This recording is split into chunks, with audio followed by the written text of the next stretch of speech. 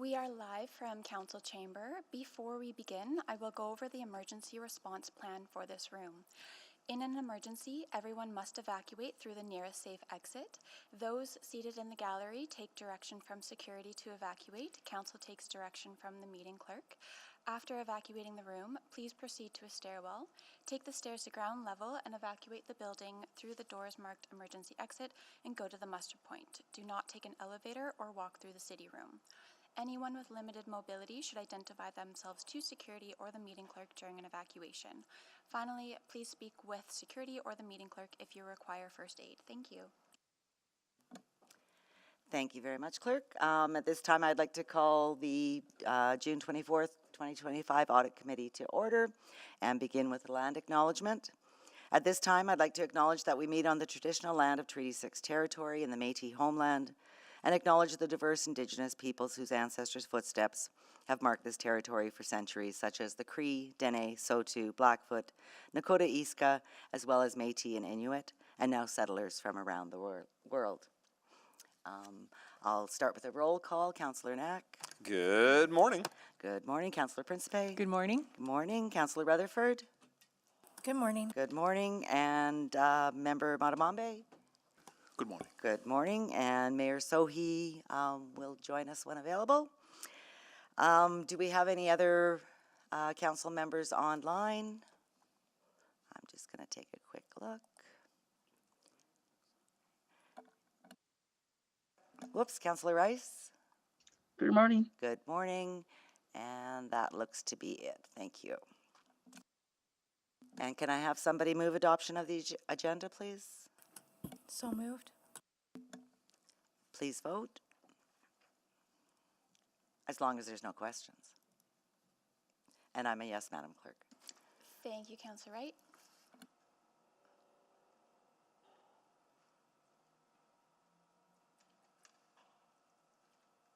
We have all the votes. Display the votes, please. And that is carried. Councillor Knack, the minutes. Thank you very much. I'll move the approval of the minutes from the April 29th, 2025 Audit Committee meeting. Any changes, questions? No? Please go vote. And again, I'm a yes. Thank you, Councillor Wright. We have all the votes. Display the votes, please. And that is carried. Not any protocol items, none that I'm aware of. And we'll go to select items for debate.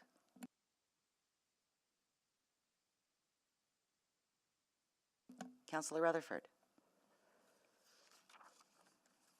I would like to select 7.1 and 7.2 that have to be dealt with together, and the 7.7. Thank you. Anybody else? I would like to select 7.3 and 7.4.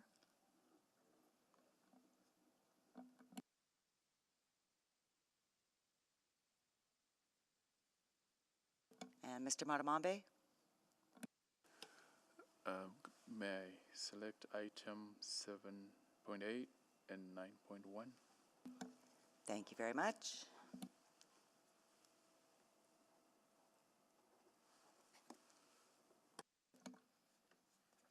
Seeing no others, I will move to vote on reports not selected for debate. Any questions? So, Yes, Councillor Rutherford? no, I thought you were calling for Okay. someone to move it, but I forgot that you don't, yes, sorry. All right, please vote. And I'm a yes, Madam Clerk. Thank you, Councillor Wright. We have all the votes. Display the votes, please. And that is carried. Would you like me to read back what was passed? I this would morning? love that. Thank you. Perfect. Thank you, Councillor Wright. This morning, Audit Committee has passed the recommendations in the following reports without debate. Item 7.5, Employee Business Expenses, Data Analytics Audit, and Item 7.6, Administration Response to Employee Business Expenses Data Analytics Audit. Thank you very much. We have no request to speak, no request for a specific time on agenda. Councillor inquiries? None. Reports to be dealt with at a different meeting or to reschedule? None. No unfinished business because we're so efficient here. Public reports, will move on to item 7172, and I believe we have a presentation. Thank you. Thank you. Good morning. Today I'm presenting to you the recommendation follow-up report as at June 9th, 2025. This report is prepared by Jeannie Kim and Leslie Glasbeek from my office. Our data scientists, Alfred Apea and Jasmine Zip, maintain the Office of the City Auditor's recommendation dashboard. It includes a summary you see on the slide and information about overdue and closed recommendations. The dashboard's refreshed weekly, and monthly we provide the executive leadership team with a link to the dashboard and a summary of outstanding recommendations. The lead auditors for each audit also follow up regularly with the business areas responsible for the implementation of the recommendations. The recommendation follow-up process is essential for an effective audit process. It ensures council, administration, and the Office of the City Auditor know that prior recommendations and risks are being addressed. There are currently 50 outstanding recommendations, with 9 that are overdue. We have closed 4 recommendations since the last audit committee meeting, and no new recommendations have become overdue. We've also closed an additional 3 recommendations since issuing this report.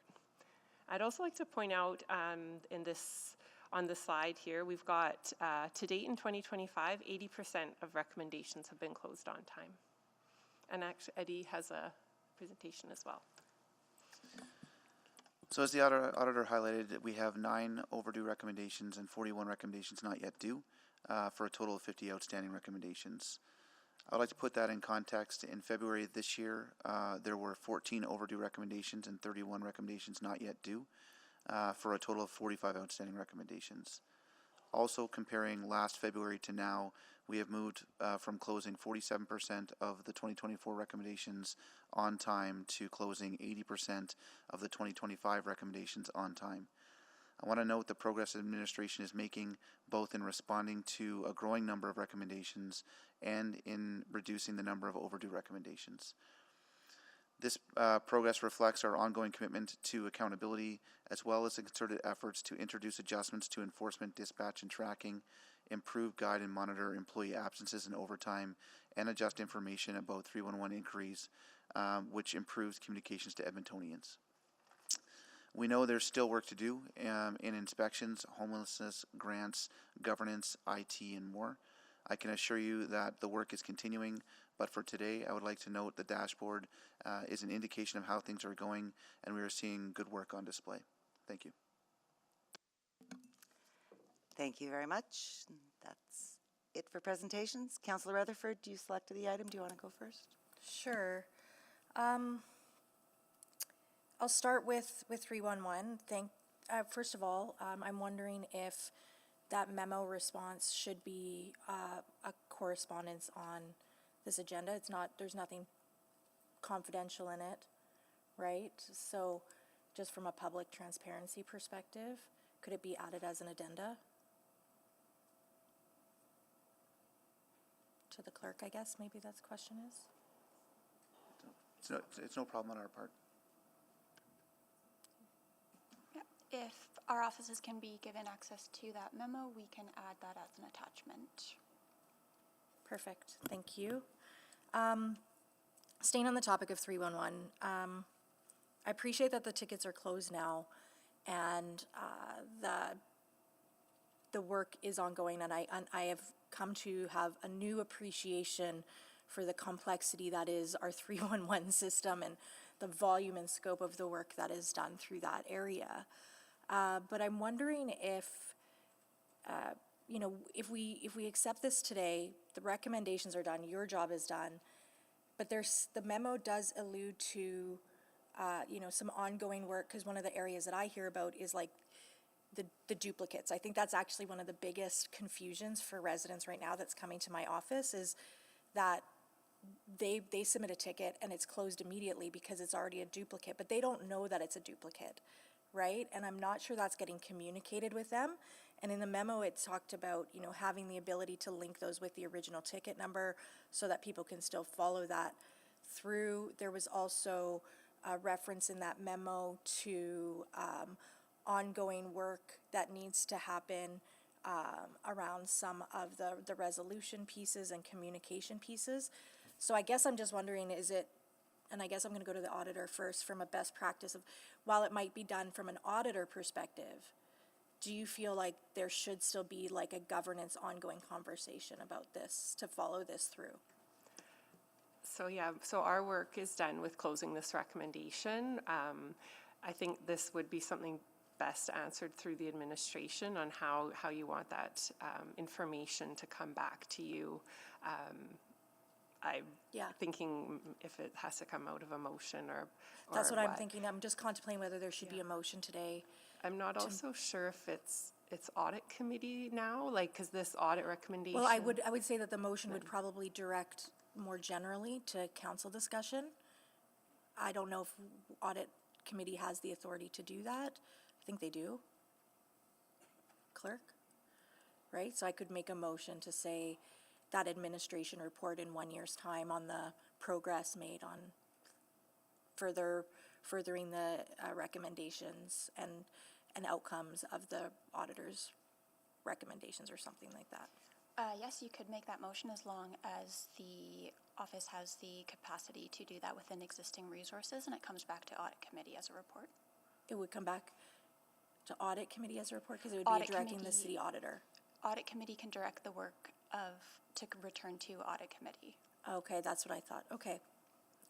I'll think about that for a minute and maybe do a notice of motion or something too at the end of the meeting. I did want to talk about some of the overdue reports because I appreciate absolutely the work that's being done to make sure that the majority of them are on time.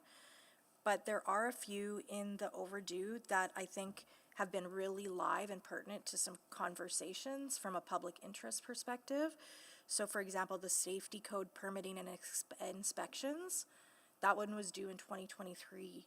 It got an extension till 2024, and now we're seeing it again being extended to 2025. So can somebody in administration speak to what the challenges are there and what's, I know you've got kind of a summary here, but I'd just like a little bit more conversation on that one.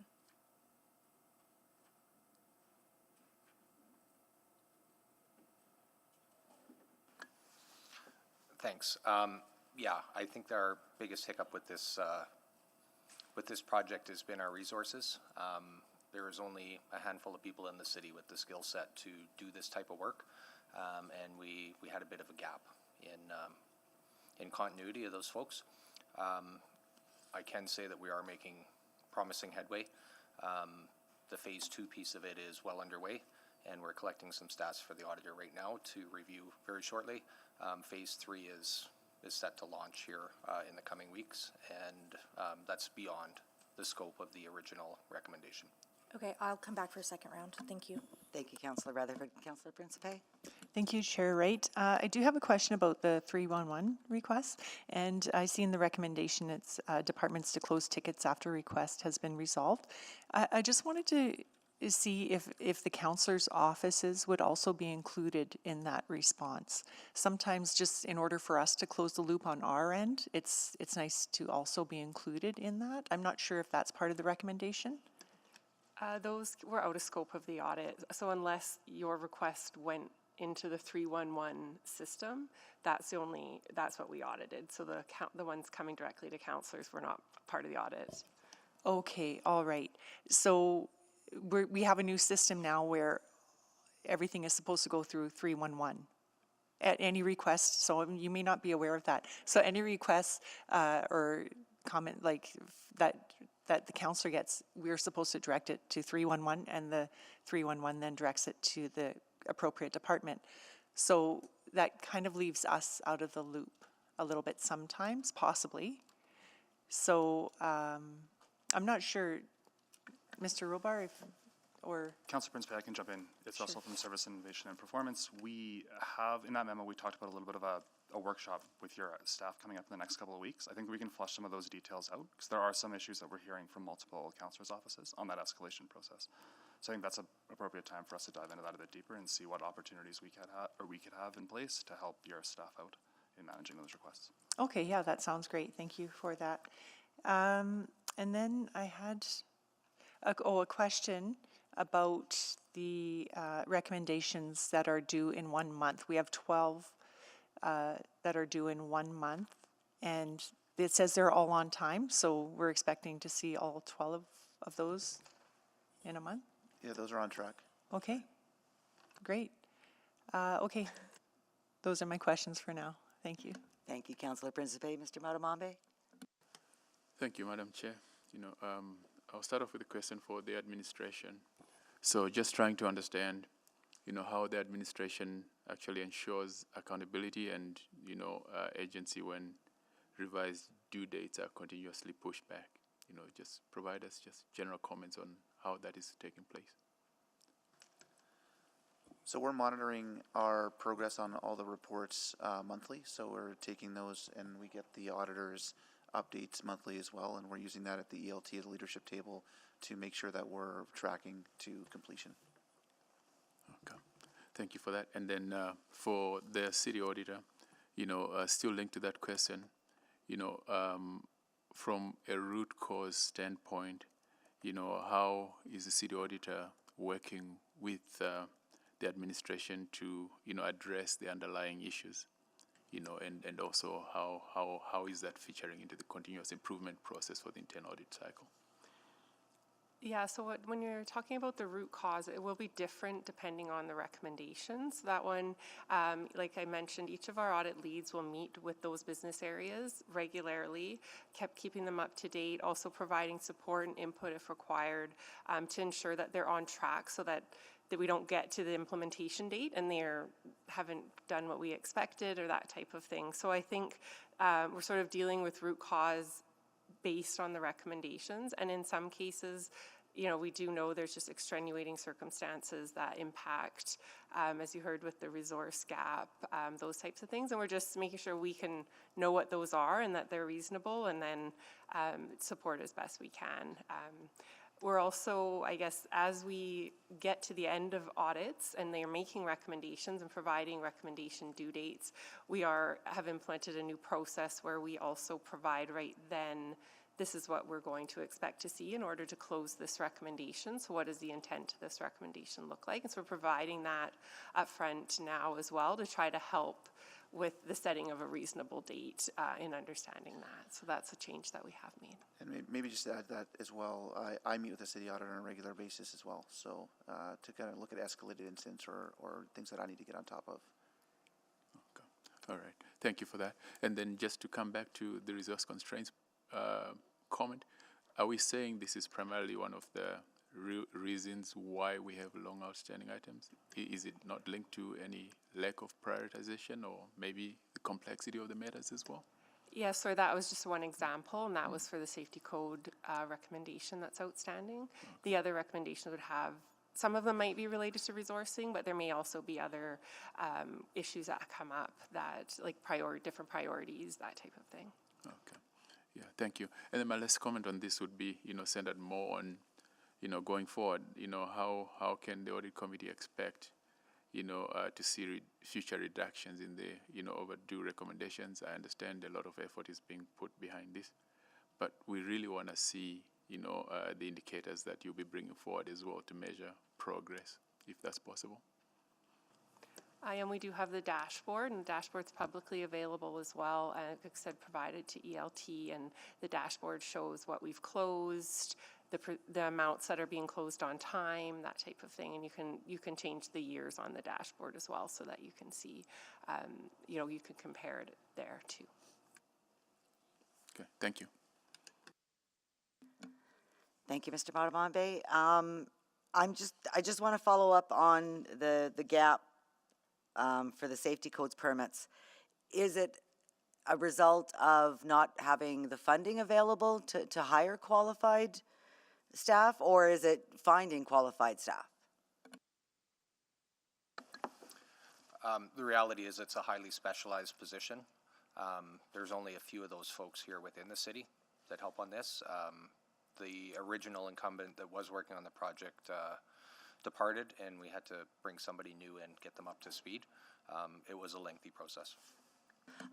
Okay, so we've closed that gap now, and I guess it's anticipated then that things will get back to what should be normal? Yes, we're well on track to have this completed Okay, very soon. good, excellent. Okay, I just didn't know whether you needed funding for more. Okay, and Mr. Robart, you talked about the growing number of recommendations. Is that due to the auditor doing an excellent job in identifying, or are there more deficiencies out there we didn't know about? Maybe if both of you could expand on that. I'll maybe start on that. Every audit's different. What we find depends on the risks that are identified. So we don't set a target for the number of recommendations that we make. You'll see even coming here, we've got only one in one audit, 2 in the other. In past audits, we've had 5 or 6. It really just depends on the scope of the audit, the findings from the audit, and the risks that are identified. So it's that number is always going to ebb and flow, and for me that's the way it is. I mean, we do 10 to 13 audits a year, and very rarely do we not make a recommendation in an audit. So there's always going to be and then they're always closing recommendations. So yeah, I don't think 50 is good or bad, that we should be looking at it that way. It is what it is based on what we found. Okay, perfect, thank you. Mr. Robar, is it manageable? Yeah, for sure. I think it's manageable. I think some of the outstanding ones are related to just extraneous circumstances that's beyond some of our control, like staffing issues or turnover in management in different places. So the stuff that we have on tap right now, I think, is a manageable workload for us, for sure. Yeah, so nothing for us to be alarmed about, or, okay. All right, thank you, that's all I have. Councillor Rutherford?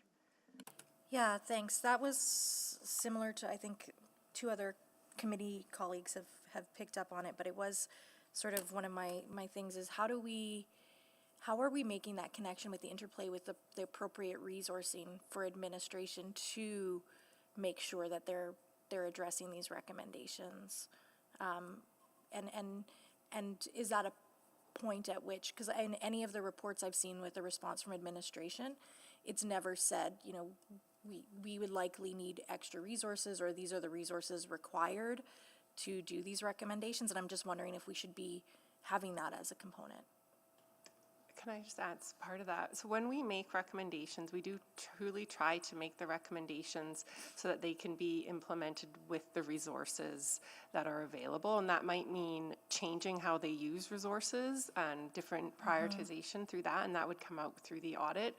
So that's partially why you don't see that, because we do recognize getting additional resources isn't, it might be the easy way to do something, but it might not be the most effective or efficient way to do it. So we don't want to make that recommendation unless we truly believe that that's what's needed. So that's And why I wouldn't expect the auditor to make that recommendation, but I'm also like, because I know, for example, when I think about our 4-year budget debate, there were items that were flagged that were capital or service packages related to audit recommendations. So we did do that at the 4-year budget, but now we've been making recommendations subsequently through the 4 years, and I don't think that we've had that same conversation. Yeah, I think, echoing what the city auditor said, but I think anytime that we have a recommendation that will require us to kind of look at resourcing to change one of those things, we would bring that as part of the recommendation. Okay, so if we're not seeing it, you're not needing it. Correct. Okay. And we're working with the auditor on timelines and things like that with the staffing that we have to respond to these recommendations and working through that process. But definitely if there's a resource requirement to close a recommendation, that would come directly to audit committee. Okay, perfect.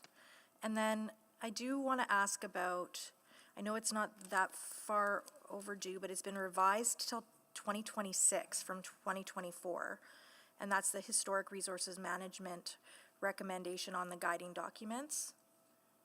And I know that, as we've been doing a lot, again, thinking about conversations that are live right now and things that Edmontonians are telling us are important to them, is while we're building a rebuildable city, that we're also preserving our history. And so I'm worried, can somebody tell me why that one has been delayed?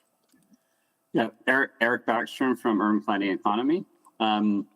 It was delayed because of resources. There were a couple of service package requests that weren't funded, and then we got direction from Urban Planning Committee to look at just funding it out of the Heritage Resources Reserve that we usually use to fund restoration of historic buildings. And so we're doing that. The process is underway. Engagement has started, and it's been a really good process. And so that's now that we're going, it's going well, and we look forward to bringing that to council or committee next year. So that's kind of counters to what you said, because they're saying that there was a urban planning committee didn't approve a service package or recommend to council a service package that directly affected an audit recommendation. I can start again on this one, and it's going back in my memory, but there was a time when we were making this recommendation, there wasn't necessarily the need for the additional resources. We felt that this recommendation could have been implemented using the resources that they were there. Things changed since making the recommendation, resourcing changed, and I believe that's what's partially led here to needing that. So okay. I want to push on that a little bit more, and I'm probably going to go for a third round, quite frankly, because this is where there's an interplay happening with the things that are happening at audit committee and the things that are happening at the rest of council. And so what I think about is, and I guess I'm going to ask this question to Eddie, is are we seeing contradictions in motions that are coming out of council or committee that are contradicting some of the audit recommendations or taking resources away from doing the audit recommendations? That's a lofty question. I want an honest answer, though. I mean, for the most part, I'd say no, but I think there's definitely some impact on some of the council conversations that impact some of our audit recommendations. I mean, there's FEMCO in there, and the conversations that are going on in there that is impacting the approach on that work that we have. So I guess the short answer is yes. There's definitely some contradictions to pushing on some of the recommendations in audit committees, and it changes some of the paths sometimes. But I mean, those updates come to audit committee during these processes. Sorry, can I And have? do you I'm want gonna a have third another- round? I'm going to have a third round if nobody else is on the board. No, go ahead. Just to continue. Restart the timer.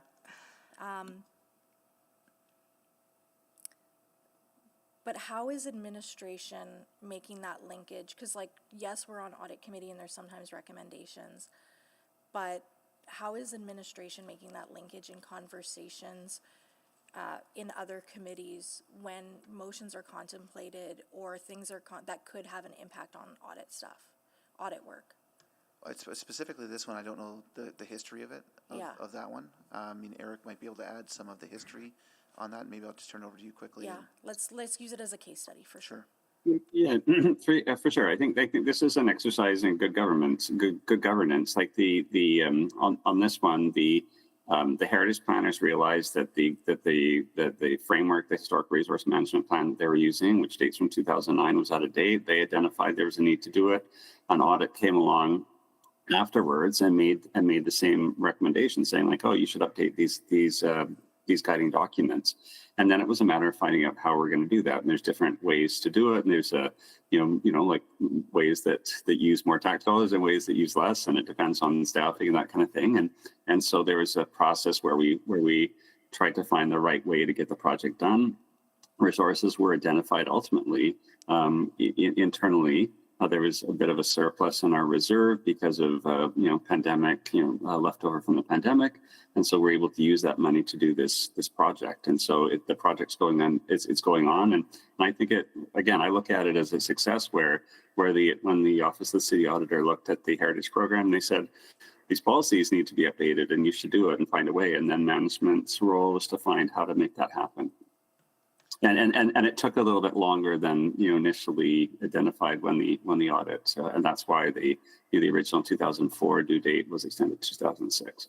But you did mention about service packages not being approved. That have impacted the timeline. Yeah, correct. I mean, because we were looking at an approach that required the first times we looked at it, it was like, well, let's try to get a little bit more money to do this work and not impact existing resources. And then when we realized that wasn't forthcoming, said, well, we could allocate some money from our reserve to do this. And in retrospect, it's turning out to be the right thing, the right decision.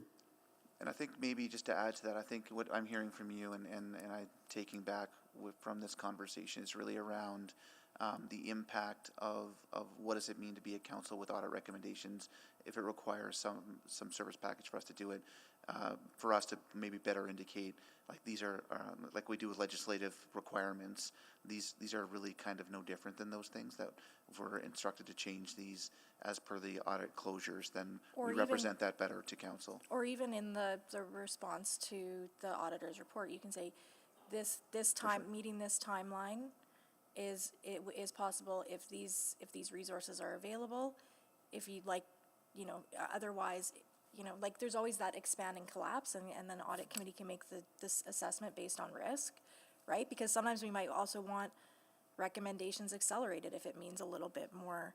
I think about IT security. That would be one where if we had that conversation, I might have been willing to say, I think that needs to be a council conversation of how we add extra resources to accelerate those recommendations, because IT security is so vital to the risk of the corporation. Yeah, and I guess you got to be, somewhat cognizant of surge capacity, right? I think when we look at surge capacity and hiring people on to do work, you'd probably do that on like contract basis or something like that, but not permanent positions to deal with temporary work. Or, no, totally. And then just again, going back to Mr. Backstrom, can you just kind of walk me through from now till when we can expect the revised due date of 2026? What's the work that's happening between now and then? For sure, yeah. So we have hired consultants who are giving us best practice resources and helping us with some Indigenous engagement. We've done some public engagement, especially focused on key interest groups like the Edmonton Historical Board and the Edmonton Heritage Council, and the Edmonton Heritage Council is helping connect us with other groups. We can't speak with every, like the approach here is we're trying to make the Heritage Planning Program relevant to a broader range of Edmontonians and especially Indigenous peoples. And we can't talk to every group, like we don't have the resources to do that, but we're basically setting the table for the good feast that will come, the good feast of heritage place work that is coming. And so we're speaking with groups as we have resources. There'll be engagement. We'll come up with a draft strategy at the end of the year that we'll take out to the public and get feedback on. And then once we have that feedback, we'll bring it back to Urban Planning Committee with the goal of getting it by June of 2026. Okay, thank you. I can move the recommendation I remove that item 7.1 and 7.2 be received for information. And you don't need anything, clerk, to add the addendum. No, we can add that to the meeting file. Okay. Yeah. Great, thank you. Anyone to speak to the item?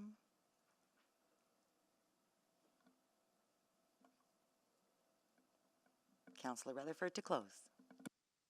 Just thank you. I do want to recognize that I see some improvement in even the way that administration is reporting on the whys around some of the outstanding items was really great. So I just want to say that these conversations have been important, and I'm seeing the responsiveness on administration's side. And thank you for all the work and the effort that goes into these things. The 311 and digging into that has demonstrated the complexity of closing some of these recommendations and doing that work. So I just want to thank everyone on administration, and thanks to the city auditor for such a comprehensive dashboard and tracker for the public to see.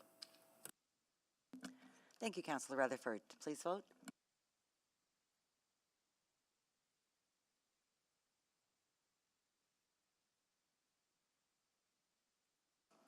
We have all the votes. Display the votes, please. And that is carried. And moving on now to items 7.3 and 7.4.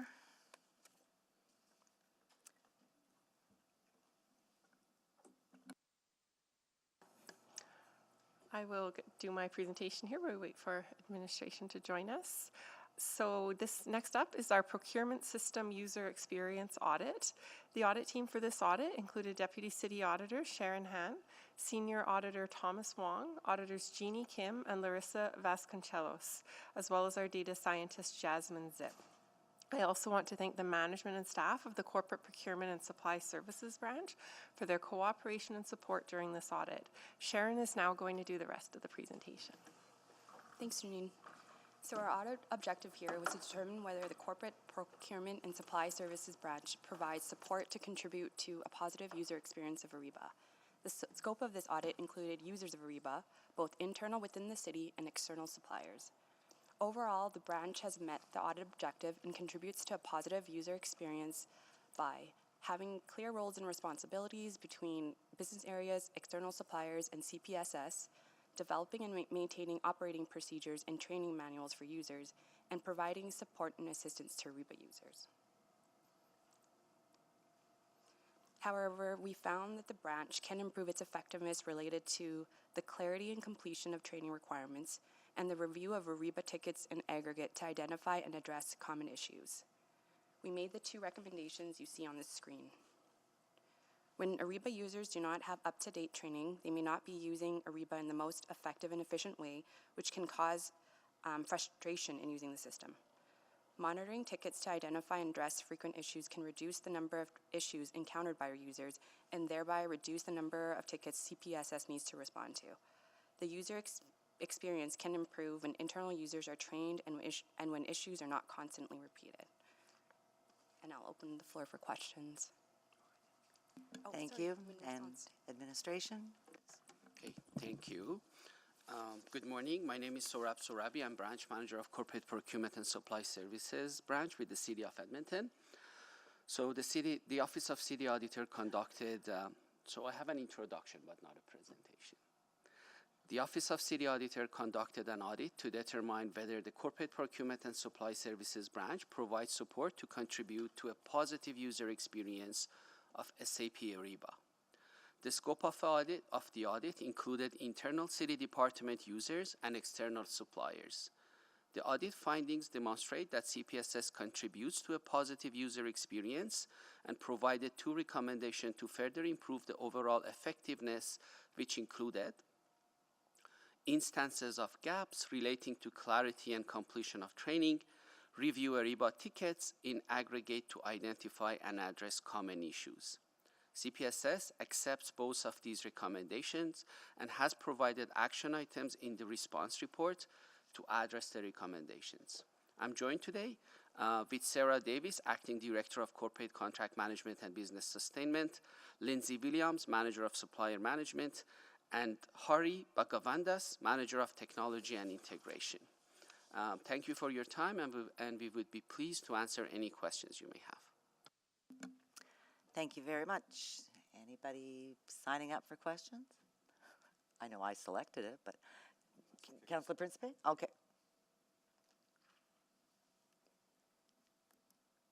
Thank you, Chair Wright. I'll sign up then. I did have a question.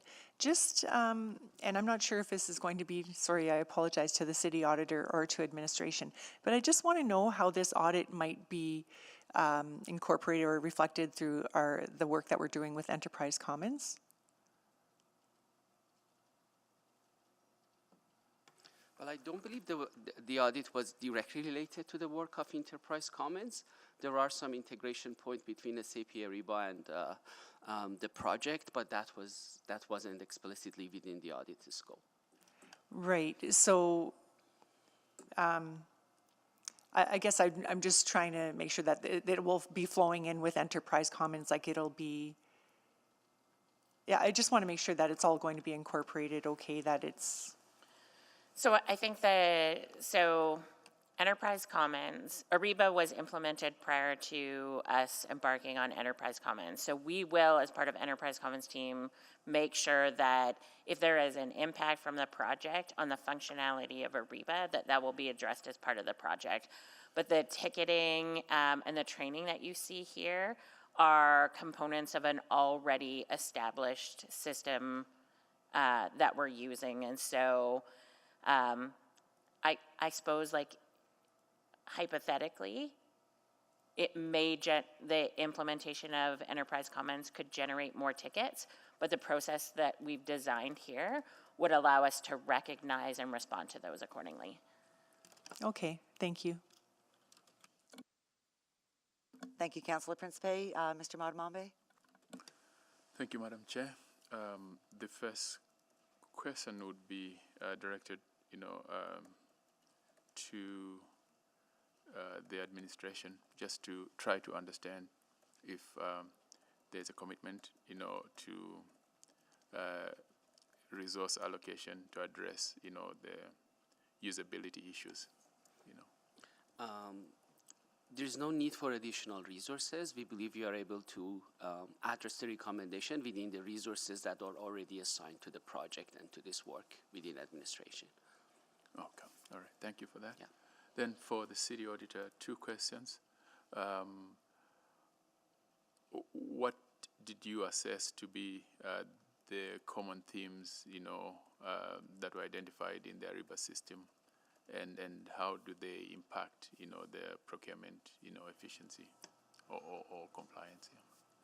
Thank you. So this audit was scoped to include the user experience of Ariba. So we did not actually audit the system itself, but we audited what CPSS does to support Ariba users and contribute to a positive user experience. So Sharon mentioned overall, we found a lot of good things that are happening, but there are areas to improve, and the sort of areas there were around the completion of training, the clarity of training requirements, and then that analysis of the frequent users, the frequent ticket, people who are, I guess, identifying tickets and common issues with those tickets and trying to address those to support reducing frustration and support a even better user experience as much as they can. Okay, so does it mean that more work is going to be planned around the Ariba system from an internal audit standpoint? Potentially, yeah. This system's only been in place now, I think, since 2020. So this is the first audit that we have done of Ariba, focusing on user experience. Is that at the time when we put this in the plan, that's sort of some of the risks that were identified, and an understanding that CPSS was still in the process of doing some of the implementation. So yeah, definitely it will continue to be part of our annual planning and looking at those risks and whether or not another audit might be needed in the future. Okay, and just to confirm, was the user access reviewed as well? No. Okay, not that. And then last question is, will there, be analytics model? Will it be embedded into, the ongoing sourcing, contract management, the whole buying, invoicing, processing, and monitoring thereof? Yeah, we did use data analytics on this audit, and we do have, as we presented today, data analytic only audits that we'll be doing in the future, and Ariba could definitely be part of our potential audit in the future as we plan to continue those types of audits. Okay, thank you. Thank you very much. Councillor Principe did sort of talk about, is there going to be any concern, I guess, with the rollout of SAP, considering this is an SAP product, and the other item that we didn't select, 7576, is a Center Suite, which is another SAP product. Is there any sort of learnings or tips and tricks about using an SAP system that could be incorporated in the Enterprise Commons training? Well, I think from the audit perspective, what we've recommended will continue when they get into Enterprise Commons. So I think the training, identifying the training that's needed and ensuring that everybody who needs the training has the training will continue. So I could see that supporting when we do get into using Enterprise Commons as well. Okay, and there, from the answer to Mr. Madamambe's question, as far as there's over 2,000 users for Ariba, there was no sort of assessment or analysis done on whether or not they actually need that access? I can take that question. Thank you. They definitely need the access, Councillor. Now, City of Edmonton is fully enabled procure-to-pay process, so means all activities related to procurement, activities, evaluation, issuance of POs, and ultimately making the payments need to be done in Ariba to be able to pay to the suppliers. So everybody that are using the Ariba, they have gone through the need assessment, and if they have access, it means they need to use it for one of the components of the process. Okay, so I guess then that I mean, that concerns me, like with your survey data where you only had, I think, 460 or something respond. And then those that actually know about the training site, have used the training site, you're down to probably less than 10% of total users. If they need it, why aren't they taking the training? That's why we made the recommendation, just to ensure that if they need it, they will take the training, and that will be the improvements that the branch is going to be making in order to ensure that people who are in those roles that require that level of training do have it. So yeah, I agree. That's why the recommendation's there. Thanks. And so prior to that, the report states to update and refresh training materials and get everybody trained. And this is reasonable to have this all done by March? Yeah, as it was mentioned by the city auditor office, this work has started in 2019, and we have been in process of making improvements as part of our continuous improvement journey already. So many of the recommendations that came out of the city auditor's office align with the work that was already in place. So there is no concern in implementation. The recommendation added some good clarity and some additional context for us to consider, but again, it perfectly aligns with the work that was already in progress. So no concerns. Okay, so that's the training for the internal users. Both internal and external. Oh, The recommendation itself relates to internal, but if that wants to extend to external, we have no concerns with that. okay, because there was some mention of training frequent users.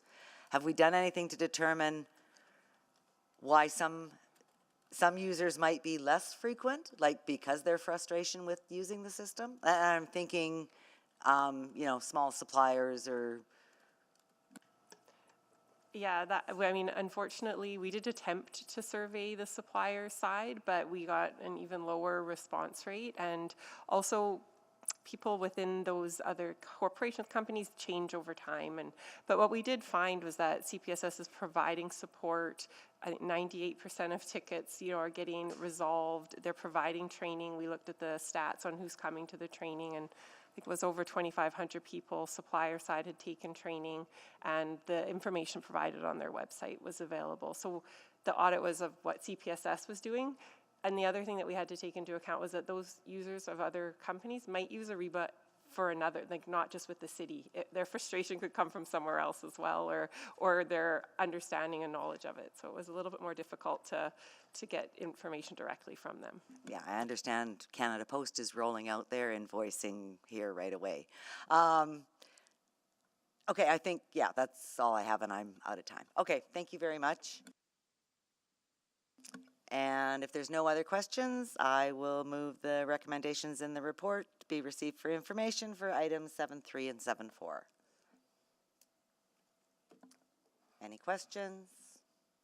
Anyone to speak to it?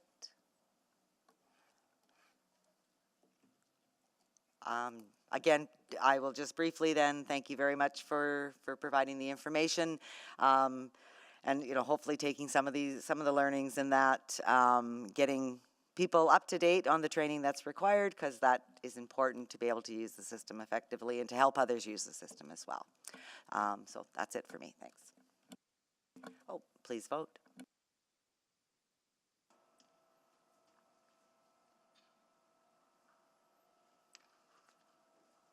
We have all the votes. Display the votes, please. That is carried. And we will move on to item 7.7, the revised annual work plan. I'll give you. Does anybody else need to come down from administration? No, this is all me. Okay, go for it. Thank you. Thank you. So yeah, this report provides a status update on the work completed and in progress in 2025 and presents the changes set out in the Office of the City Auditor revised 2025 annual work plan. Per the updated Audit Committee bylaw, Audit Committee now needs to recommend to Council approval of any changes to the work plan suggested by the City Auditor. So to start with, I want to give you an update on the status of our work in 2025. So far in 2025, we've completed 4 audits. We have 4 audits in progress, and with the proposed changes to the annual work plan, we will have 6 audits not yet started. And our plan will be to substantially complete 3 of those by the end of the year, and then to carry forward 3 audits into 2026. When we issued this report, we had received 77 fraud and misconduct tips in 2025. To put that in perspective, in all of 2024, we received 82 tips. We investigate approximately 50% of the tips that come in, and we transfer the rest to administration and labor relations mostly. So to date, we've completed 23 investigations in my office. Some of these would have come from tips that came in previous years as well. And we actually still have 26 investigations in progress. Next slide, please. So next is the proposed changes to the 2025 annual work plan. So staffing changes and the increase in investigative work has reduced our capacity to complete audits. Because of this, we are proposing to reduce the number of audits in our 2025 annual work plan by 2. To determine which audits to remove, we looked at our schedule. So when did we plan to start the audit? We had discussions with senior management, and we also evaluated I lost my spot on the thing. We evaluated the risks the audit would address compared to the other audits that we also had planned. So based on this review, we're proposing to remove the parking audit and the standing agreement audit. So both of these audits would then be included and reevaluated as part of our 2026 annual work plan risk identification and choosing of the audits for 2026. And now I will open to any questions. Okay, thank you very much, Councillor Rutherford. You selected this? Did you? Oh, we have people on the board. Councillor Principe. Oh, sorry, Councillor Rutherford, yeah. I am also on the board. Thank you. I wanted to make sure, like, that number of reports in the hotline and then the investigations and the pressure that's putting on is definitely a flag for me. I guess, what do you attribute is happening? Is it just better understanding of the hotline pros? Like, what do you think is some of the root causes of this? So it's very difficult to answer that, of course, you can imagine. I have ideas, but we do promote it. The line is out there. We have had a significant number coming in relation to one particular business area that we have been working with as well. We have seen this increase sort of, I would say, even since 2020, even especially since 2023, 2024, we went from 400 to 800, or sorry, that's in hours, but we went from, I think it was like 40 tips to 80 tips, and now we're headed towards, more over 100 tips. So that it's just been an increasing thing that's starting to happen. And speaking with other city auditors that have these types of hotlines, the same thing is happening with them as well. So, I do want to point out that this doesn't mean fraud is running rampant in the city. We're not substantiating very many of these tips. So in 2024, we substantiated about 8 out of 57 that were completed that year. So in 2023, the number was 3 that we substantiated. This year, I think 1 has been substantiated. So not to think that they still all require a lot of effort and work on our side and on administration as well. Absolutely. And I guess I just want to, because I don't want, if this is the continued trend, or is it, I'm just trying to get a sense of whether this is a continued trend, and at what point would the city auditor say, instead of, amending the plan and losing some of our audit capacity, we actually just need more resourcing as a department? Yeah, definitely. So I've already sort of structured so that I do have an investigations team based on the number of hours they used last year. We budgeted that for this year, which we thought would give them time to do audits. That hasn't been the case. So I want to give this another year at least, and I'll think about it for the 2027 budget cycle to come back and see, really, do I need more? Because what happens is we will pull audit resources to work on investigations as well, because they sometimes are a priority. Absolutely. And that would then impact our ability to do audits, which I don't want that to continue to happen. But I'm not ready to make that change today. I'd like to give it another year. And is there anything that you would like to tell committee in private about this one business area? Is that something we should be flagging in private right now? I can if you would like. I can mention, like I said, we're in constant communication with them. We've done an audit already in that area. We're working with them on recommendation implementation and different strategies that they're using. Again, these are not being substantiated, so I don't want you to think that means because we're getting the tips, that means there's a fraud there. There's other things that they're working on. So if you want But more I wonder than that, if it's an indicator of other things, like I'm even thinking culture or other indicators beyond what your scope is.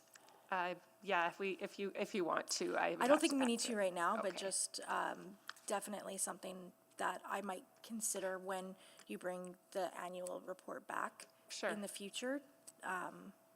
On the number of inquiries you receive, that great report, that's when I might ask that.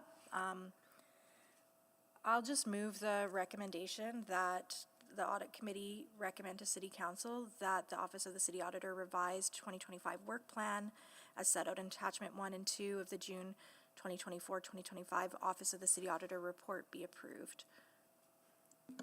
Thank you, Councillor Rutherford and Councillor Principe. Thank you, Chair Wright. So I do have a concern about the removal of the parking audit. And I'll tell you why. It's because it's one of the top concerns we hear, or that I hear from the people I represent and from people across Edmonton. I hear it's a great concern. So I am concerned that this is being removed from the audit. Is there, and I mean, I don't want to put the city at risk in order for, not having another audit completed that would put the city at risk.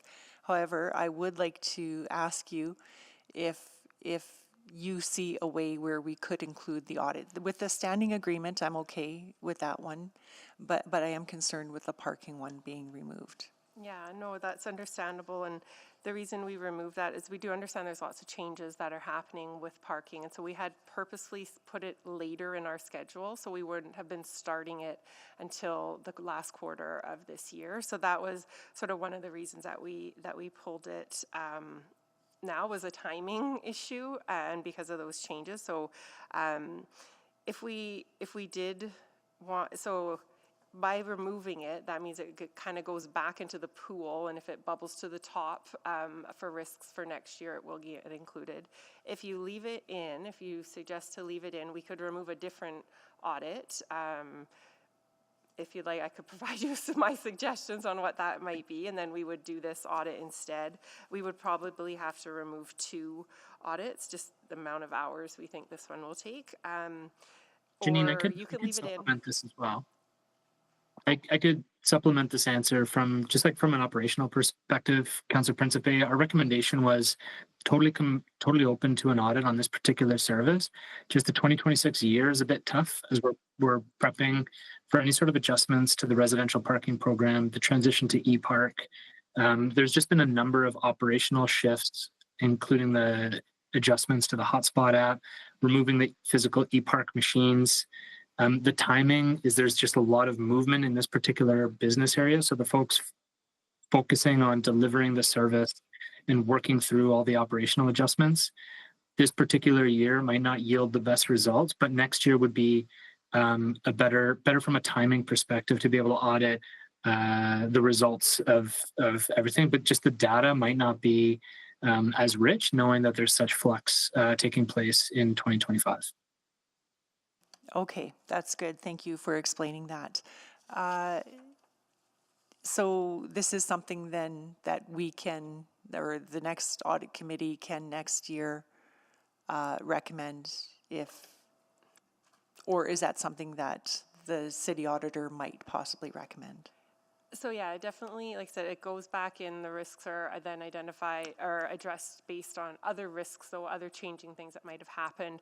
But of course, if it doesn't if we come to you with a plan that doesn't include parking, you can always suggest and make a change through motion if you still want that as a committee, that audit completed. If it, for whatever reason, we didn't decide to include it, that's the other option. Or we leave it in the plan, it gets rolled forward. I mean, we don't meet our target of meeting 75%, but that's the other option, is is to not take it out of this year's plan, but we wouldn't start it, we wouldn't have resources to do it, and it would just get done in 2026. So. Okay, thank you. Councillor Knack? I think just my last question on that one is, I guess what I think, I don't want to speak for Councillor Principe, but I would want to know is, at this point, there would be a commitment to, unless something incredibly weird happens between now and the approval of the next annual audit plan, you would expect this to be included in the next year's audit plan.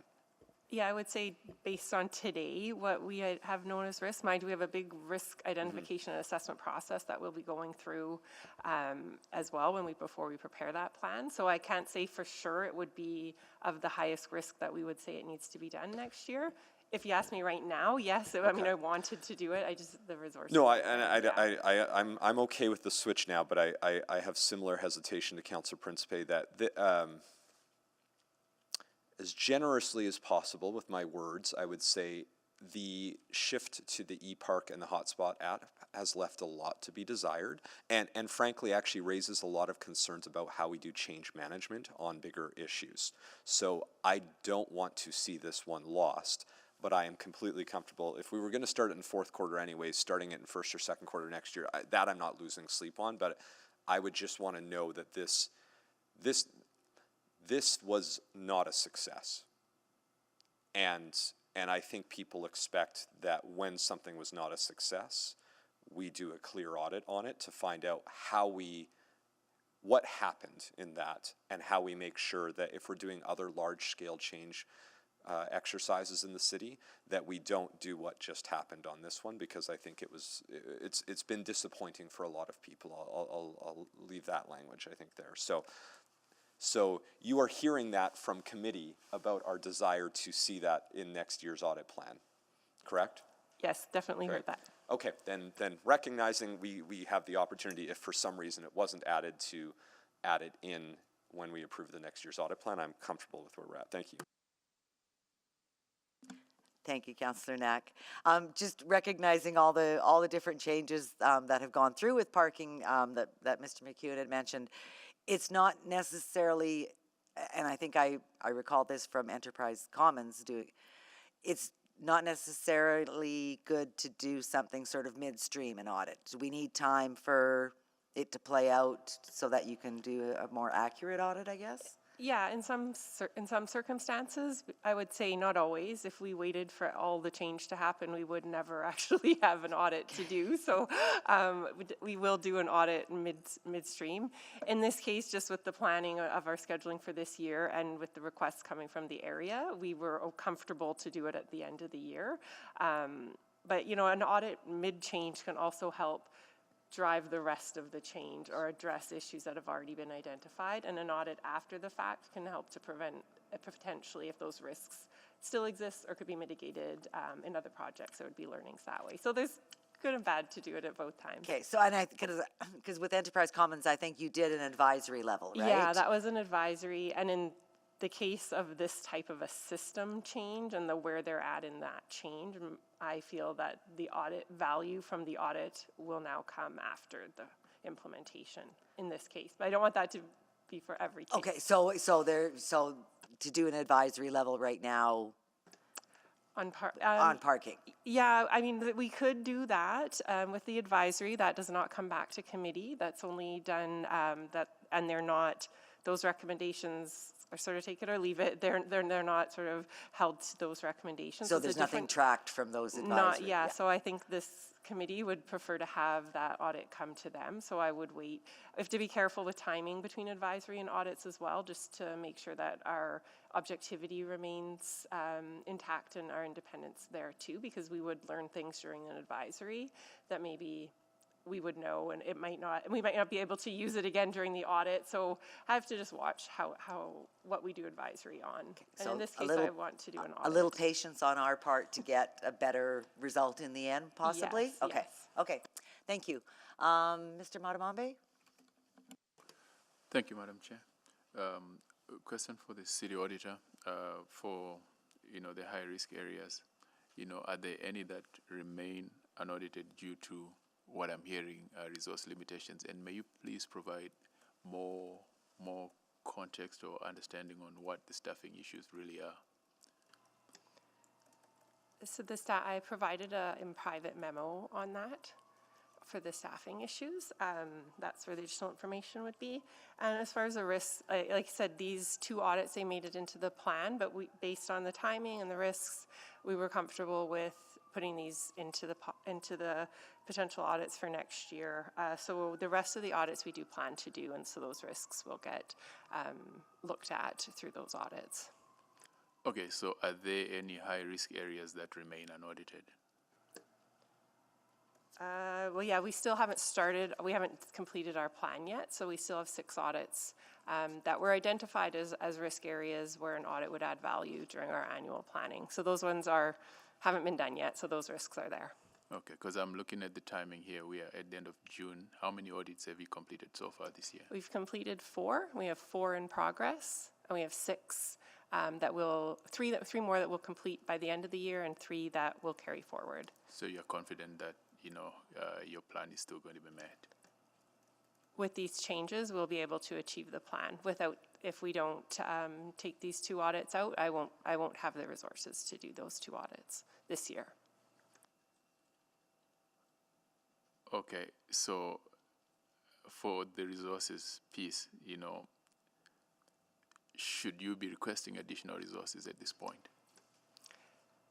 As I mentioned, I want to see how it plays out for me this year and next year and then we'll have a budget discussion starting for 2027 budget, and that's when I would like to make those decisions. So for today, I can't go and hire more people. That would take too long. Like, it's not gonna support me being able to complete these audits right now. So I think my best thing is to wait and just kind of see what happens with the investigation side, and then come back to council if required later in 2026. But when you look back at, how execution has occurred over the past years, how would you compare that to the current situation that you're in? So if you want me to discuss more of the staffing issues, I provided that in a private memo. Can we go in private to discuss that? Because I think a conversation needs to occur. I don't know how it works. Through the lead of the chair, I think I really want to have a conversation on this. Okay, Mr. Matamambe would like to make a motion to move into private, subject to sections, clerk? Let's do section 29 of the Access to Information Act. 29 of the FOIP Act. Yeah. Would you like to make that motion, Mr. Matamambe? I would, ma'am. Okay. Thank you. Thank Appreciate you. that. Any questions? No? Please vote.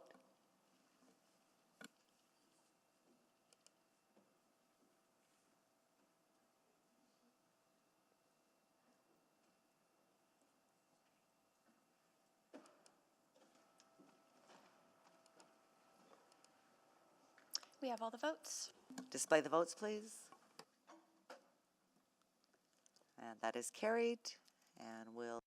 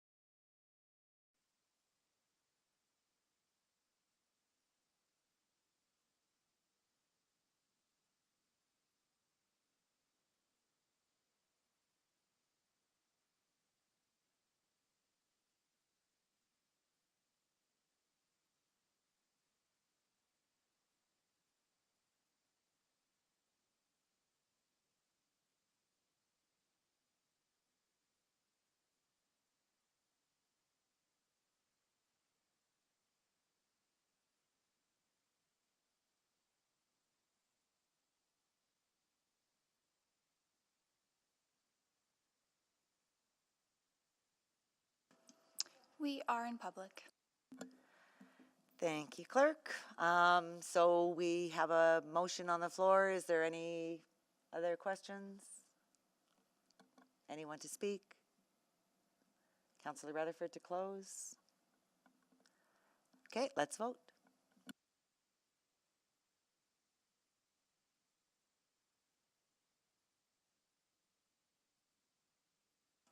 We have all the votes. Display the votes, please. And that is carried. Awesome. So moving on now to 7.8. And I bet you we have a presentation. We do. So, a question I get asked quite often is who audits the auditor? So report is our plan to find that out and to have our audit completed. So per the global internal audit standards, we are required to undergo an external quality assessment or an audit at least once every 5 years. Our last assessment was in 2020, so we are due for our next one.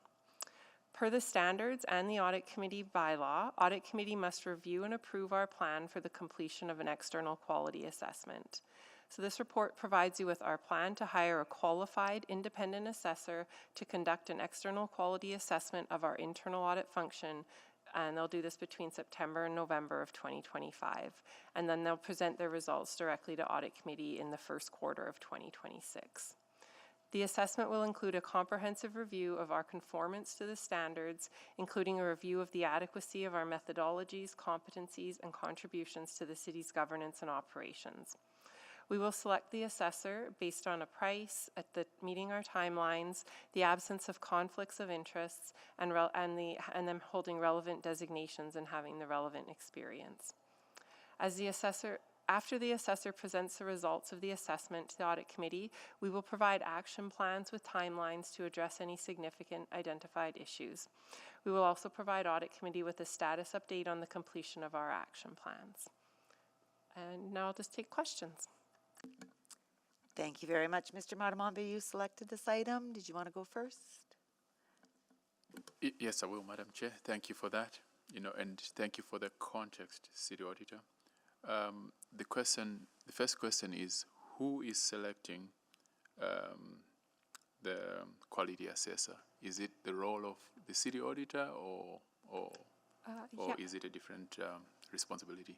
No, it will be this procurement will be following the city's procurement standards, and it will be done through my office using a selection committee. The dollar value of this will be about 40 to 50,000. So we're using a request for quotations process. So we'll receive those requests or requests for, is that right? Quotations? Yeah, so we'll receive those requests. There'll be a committee of probably myself and Sharon and probably somebody from CPSS as well on that committee that would make the final selection. Okay, and that meets the requirements of the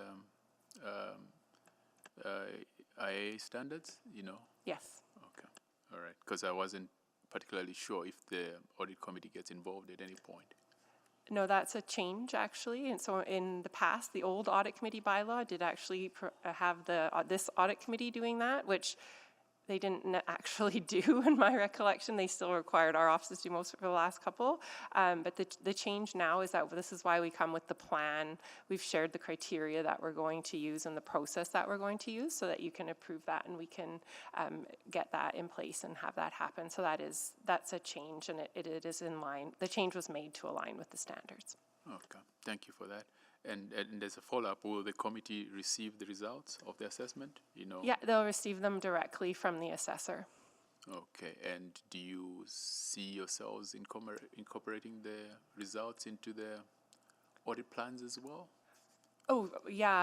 I'm really looking forward to this actually because these are new standards. We've done a lot of work to try to ensure we're in compliance with them, but I know there's definitely going to be room for improvement and things that we maybe missed or didn't quite see from a different perspective that will be able to improve our processes and our effectiveness and how we conform with the standards. Okay, thank you for that. Okay, anybody else with questions? I'll just briefly, this does maintain that independence. I mean, the assessors are certified, I guess, that they would declare any conflict of interest and, Yeah, that is definitely one of our mandatory requirements, that they be independent and objective. So yeah, we're not going to hire an ex-employee or somebody's brother, or they're also going to be they have to have the certified internal auditor designation as well. So they will be professionals. okay, so you're not getting, yeah, like you said, you're not getting your brother to do it. Okay, perfect. I think that's all I had. Anybody else questions? Mr. Matamambe, you selected this? Do you want to move the recommendation? Yes, I do move that the recommendation that the Office of the City Auditor External Quality Assessment Plan is outlined in the June 24, 2025 OACA 0314-104 be approved. Okay, thank you. Any questions further? Anyone to speak? Mr. Matamambe, did you want to close then? And just thank you for the clarification to the City Auditor, and certainly looking forward to seeing the results of the assessment. Okay, perfect. Nothing else then? We'll vote.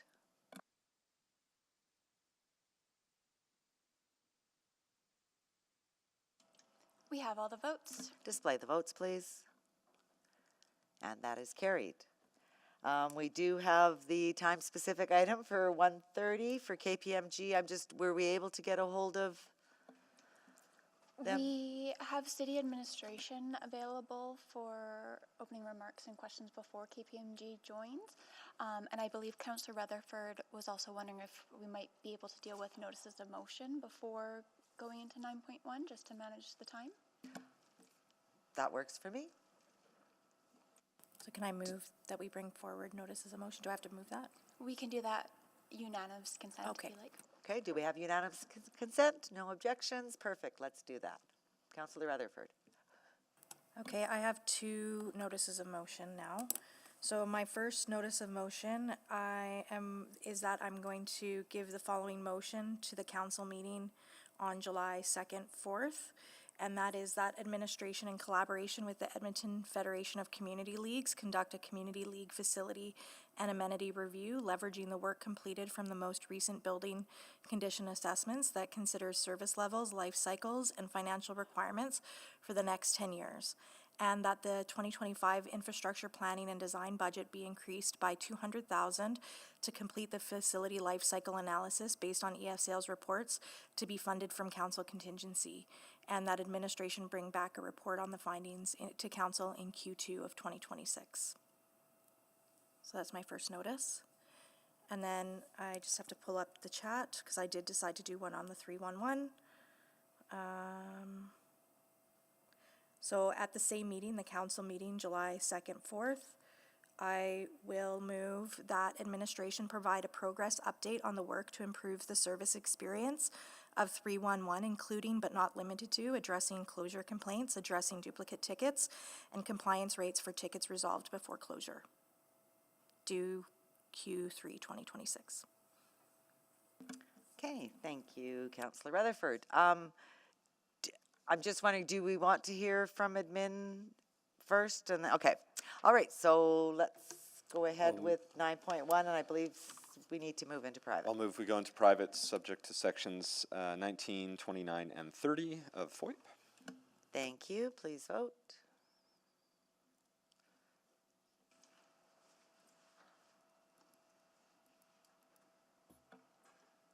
We have all the votes. Display the votes, please. That is carried. Let's move into private.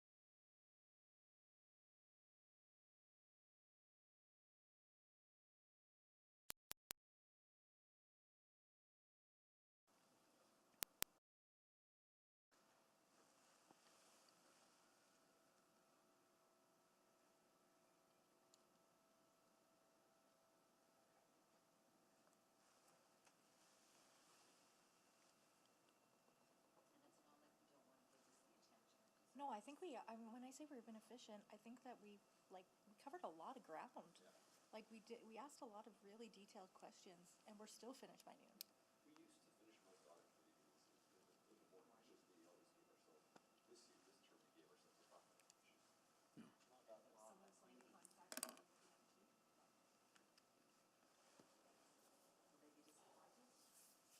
Karen, do you have a couple minutes after? We are in public. Thank you very much. So, Mr. Marabambe, I think you want to make a motion?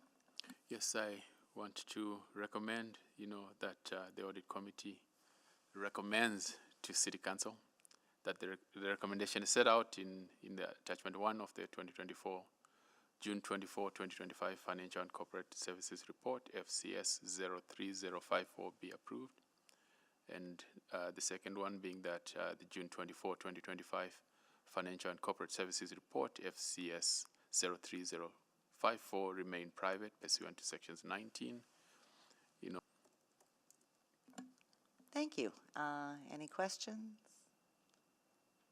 Anyone to speak to it? Did you want to close? Yes, and just to thank the administration for providing us the information that we required, Great. Thank you very much, and we'll vote.